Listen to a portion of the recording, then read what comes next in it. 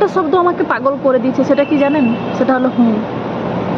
আচ্ছা, এই হুঁ শব্দটার উৎপত্তি কোথায়?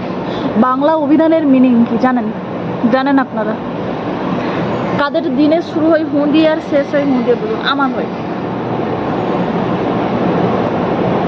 কি খেয়েছো? হুম। ঘুমিয়ে পড়েছো? হুম। ওখানে গিয়েছিলে? হুম।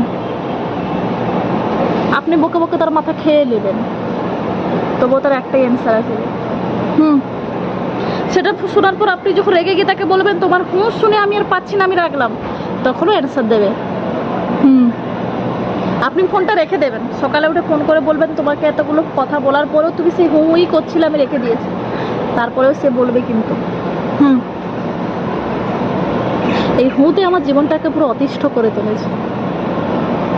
যখন প্রেম করছিল তখন যদি বলতাম বাবু, কিছু বলার আগেই বলে উঠতো হ্যাঁ বলো বলো বলো, কি বলছো বলো।